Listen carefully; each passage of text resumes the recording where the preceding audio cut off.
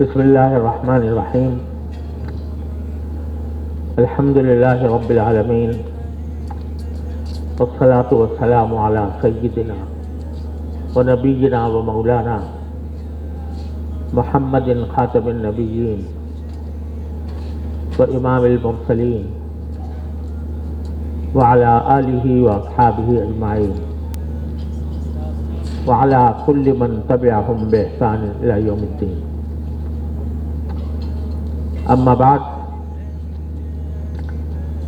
معزز حاضرین، السلام علیکم ورحمۃ اللہ تعالی وبرکاتہ. آج ماشاءاللہ جمع تعلیم القرآن کی اس تقریب میں اللہ تعالیٰ نے حاضر ہونے کی سعادت بخشی. الحمدللہ میں جمع تعلیم القرآن کے کام سے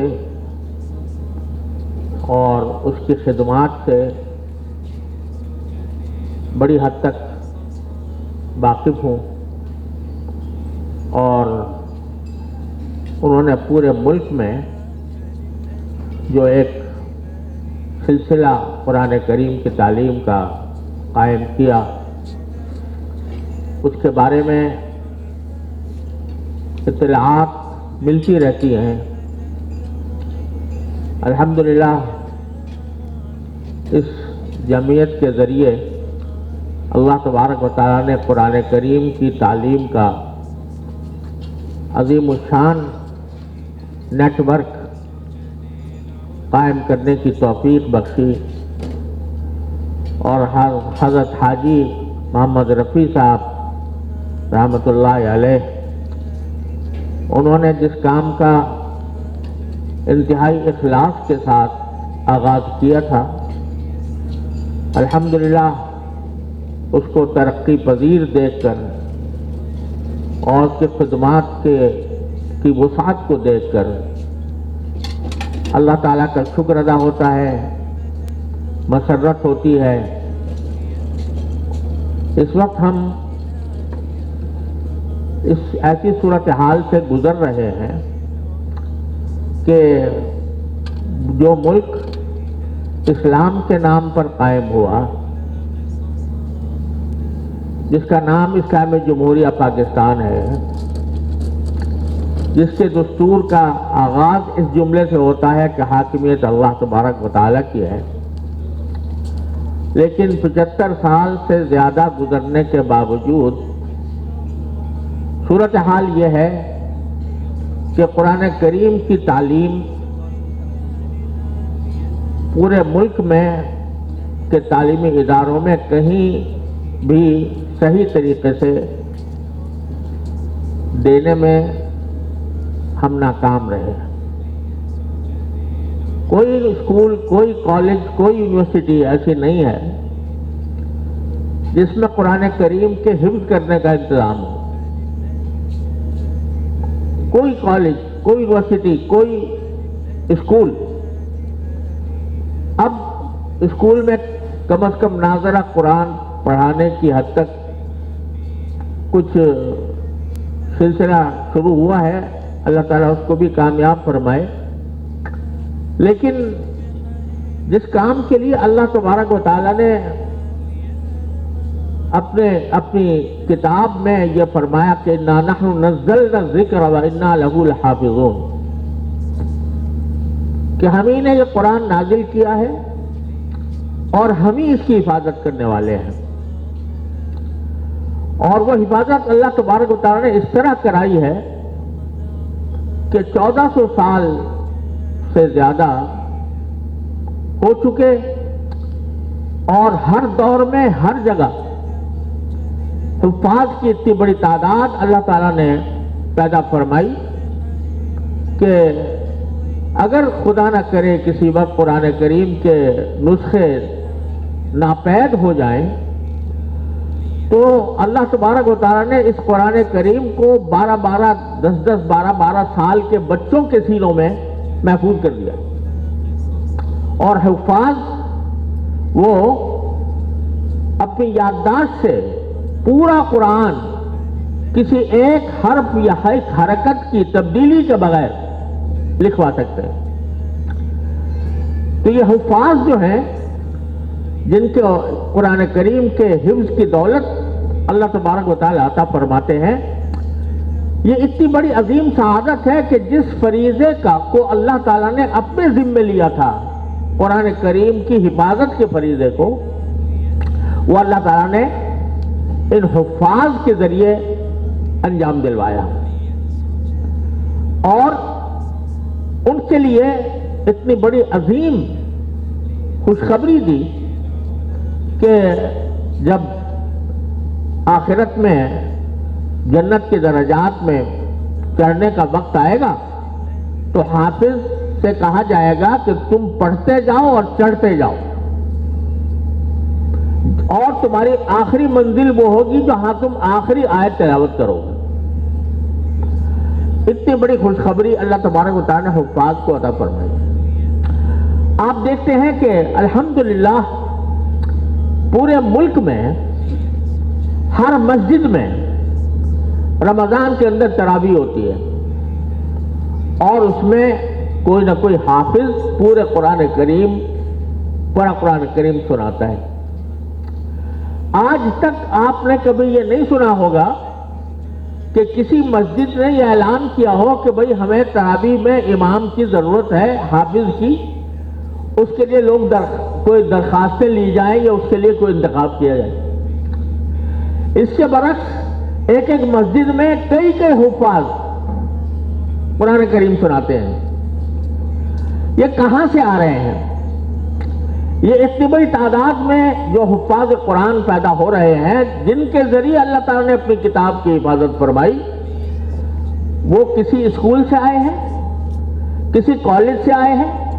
کسی یونیورسٹی سے آئے ہیں؟ نہیں، یہ اللہ تبارک و تعالیٰ کا نظام ہے کہ الحمدللہ مسلمانوں کے اندر یہ جذبہ پیدا فرما دیا کہ وہ قرآن کریم حفظ کریں، حافظ بنیں، اور اس کا نتیجہ یہ ہے کہ بعض اوقات ایک ایک مسجد میں 10 حفاظ جو ہیں وہ مختلف جگہوں پر قرآن کریم سناتے ہیں. کبھی آج تک ایسا نہیں ہوا کہ کسی مسجد کو شکوہ ہو کہ بھئی ہمیں کوئی حافظ نہیں مل رہا.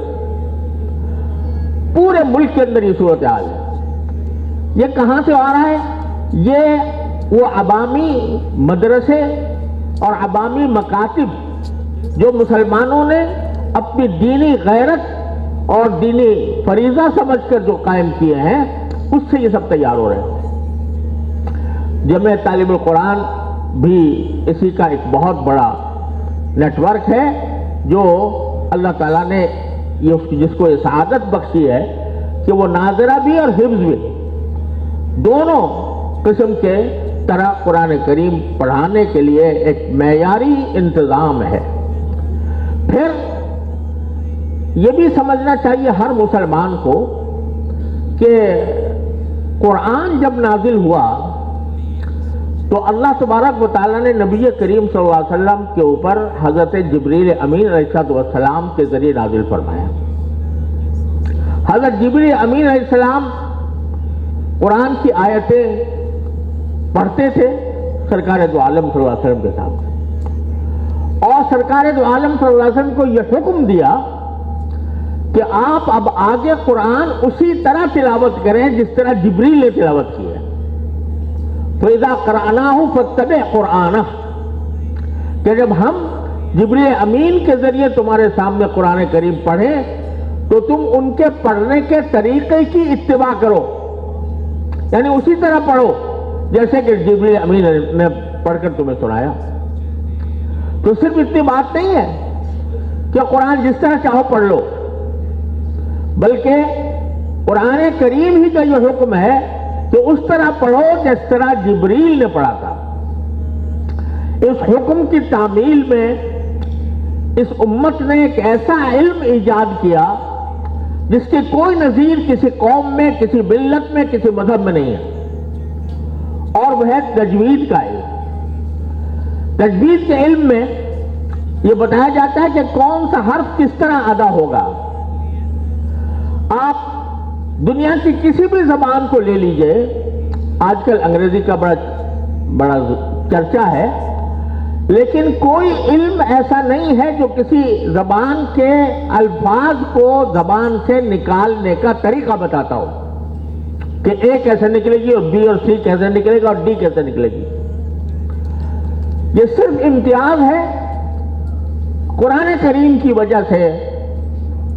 امت مسلمہ کا اور عربی زبان کا، کہ اس کے ایک ایک حرف کو نکالنے کا طریقہ اور اس کے آداب پورے ایک علم کے اندر مدون کر دیے گئے ہیں، جس کو علم تجوید کہا جاتا ہے۔ کس حرف کی ادائیگی میں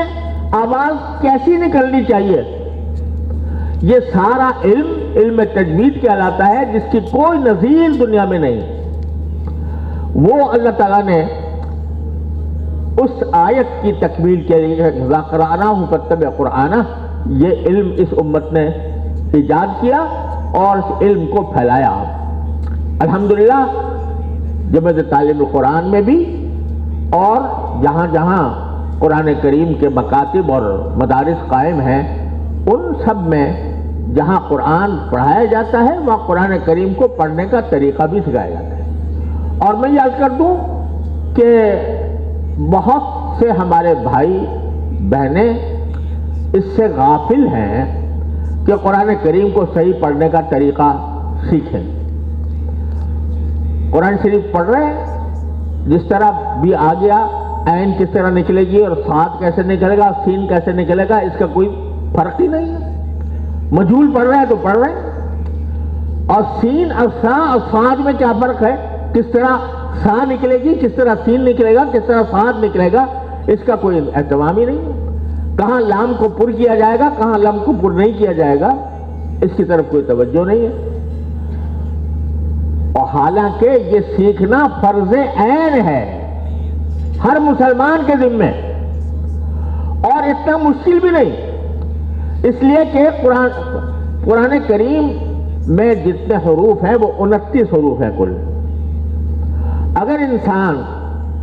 روزانہ کسی اچھے قاری کی مدد سے ایک حرف کی ادائیگی سیکھ لیا کرے تو ایک مہینے کے اندر وہ اس کے الفاظ کی ادائیگی کا طریقہ اس کو آ جائے گا۔ ہو سکتا ہے کچھ دیر لگے، 1 مہینہ نہیں 2 مہینے ہیں، لیکن یہ فرض عین ہر مسلمان کے ذمے ہے۔ اس سے جس غفلت میں ہم مبتلا ہیں، اس سے خدا کے لیے ہمیں اپنے آپ کو نکالنا چاہیے۔ اب یہاں بچے آتے ہیں تو الحمدللہ ان کو سکھایا جاتا ہے، تجوید کا طریقہ سکھایا جاتا ہے۔ تو جو بڑے حضرات ہیں جو بچوں کو بھیج رہے ہیں، ان کو بھی تو یہ چاہیے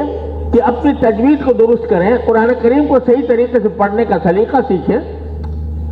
یہ بھی ایک اہم کام ہے جو فرض عین ہے، جس طرح نماز فرض عین ہے، روزہ فرض عین ہے، زکوٰۃ فرض عین ہے، اسی طرح یہ بھی فرض عین ہے، ہر مسلمان کے ذمہ ضروری ہے۔ اگر آج کے اس اجتماع میں اگر ہم یہی سبق لے کے چلے جائیں کہ کوئی شخص مرد یا عورت ایسا نہ رہے جو قرآن کریم کو صحیح طریقے سے پڑھنے کا سلیقہ نہ جانتا ہو، اور قرآن کریم کے جو حقوق ہیں ان میں پہلا حق تلاوت ہے۔ کوئی دن قرآن کریم کی تلاوت سے خالی نہ ہونا چاہیے، تلاوت بذات خود مقصود ہے۔ اور دوسرا فریضہ یہ ہے کہ قرآن کریم کو کم از کم کچھ وقت ایسا تو نکالیں جس میں قرآن کریم کو سمجھنے کی کوئی کوشش ہو۔ اگر کوئی ہمارا بڑا یا دوست ہمیں کوئی خط لکھے کسی دوسری زبان میں، تو ہمیں اس وقت تک چین نہیں آئے گا جب تک کہ اس کا ترجمہ کرا کے اس کا مطلب نہ سمجھ لیں۔ لیکن اللہ تعالیٰ نے یہ خط بھیجا ہے اور پوری امت کے نام بھیجا ہے، وہ ہمارے ہاں طاقوں میں کی زینت ہے، وہ الماریوں کی زینت ہے، صرف تبرک کے لیے اس کو رکھا جاتا ہے۔ اس کو اگر کوئی دلہن رخصت ہو رہی ہے تو اس کے سائے میں رخصت کر دیتے ہیں اس کو، لیکن اس میں لکھا کیا ہے اور کیا ہمیں اس میں ہدایت دی گئی ہے، اس کو سمجھنے کا جذبہ ہی ختم ہو رہا ہے۔ 24 گھنٹوں میں سے جو دن کے 24 گھنٹے دن رات کے، اس میں سے کیا کوئی وقت ایسا ہم نے نکالا ہوا ہے کہ جس میں ہم قرآن کریم کو سمجھنے کی کوشش کریں؟ ترجمے چھپے ہوئے ہیں، تفسیریں چھپی ہوئی ہیں، لیکن افسوس ہے کہ دھیان نہیں۔ اگر کچھ تھوڑا سا وقت اپنے 24 گھنٹوں میں سے اس کام کے لیے نکالیں کہ سب بیٹھ کر کوئی قرآن کریم کی ترجمہ اور اس کی کوئی مستند تفسیر وہ پڑھا کریں، تو کم از کم یہ شکوہ تو نبی کریم صلی اللہ علیہ وسلم کو نہ ہو، آخرت میں اللہ تعالیٰ سے یہ شکایت نہ کریں، جیسے سورہ فرقان میں ہے کہ یا رب ان قوم اتخذوا هذا القرآن مہجورا، یعنی سرکار دو عالم صلی اللہ علیہ وسلم اللہ تعالیٰ سے شکوہ کریں گے کہ اے میرے پروردگار، میری اس قوم میں قرآن کو چھوڑ دیا تھا، جن کی شفاعت ہمارے لیے آخری سہارا ہوگی آخرت میں، وہ سفارش کے بجائے شکایت پیش کریں امت کی کہ اس نے قرآن کو چھوڑ ہی دیا تھا، تو کتنی زبردست ہمارے لیے وعید ہے، کتنی زبردست ہمارے لیے خطرناک بات ہے۔ تو اس لحاظ سے یہ اللہ تعالیٰ جب تعلیم القرآن یہ خدمت انجام دے رہا ہے کہ اس میں الحمدللہ قرآن کریم پڑھنا بھی سکھایا جاتا ہے، حفظ کرنا بھی سکھایا جاتا ہے، تجوید بھی سکھائی جاتی ہے، اور ابھی معلوم ہوا کہ کسی اور العلم فاؤنڈیشن کے ساتھ رابطہ کر کے اس میں قرآن کریم کو سمجھنے کا سلسلہ بھی شروع کیا گیا ہے۔ اللہ تبارک و تعالیٰ اس میں ترقی عطا فرمائے، لیکن ہم سب کو اس پہلو کو ضرور سوچنا چاہیے کہ آخرت میں جب اللہ تعالیٰ کی سامنے پیشی ہوگی، اگر اللہ تعالیٰ یہ پوچھے کہ میں نے تمہارے لیے ایک پیغام ہدایت بھیجا تھا اور تم نے کبھی اس کو اٹھا کر پڑھ کر سمجھنے کی بھی کوشش نہیں کی، تو ہمارے پاس کیا جواب ہوگا؟ اللہ تبارک و تعالیٰ اپنے فضل و کرم سے جب تعلیم القرآن کو اپنی اس خدمات میں دن دونی رات چوگنی ترقی عطا فرمائے، اور جو اس کے بانی تھے اللہ تعالیٰ ان کے درجات میں بلند فرمائے، اور یہ ان کے لیے ایک صدقہ جاریہ بنائے، اور امت کے اندر قرآن کریم کی نشر و اشاعت کا بہترین ذریعہ اللہ تعالیٰ اس کو بنا دے، اور اس کا بہترین فائدہ پوری امت کو پہنچے، اور اللہ تعالیٰ اس محنت کو قبول فرمائے۔ وآخر دعوانا ان الحمدللہ رب العالمین۔ ويبني مجده جدلا فروح الفائها ليصبح همة تروي عن العليا مغانيها لينسج للعلا قصص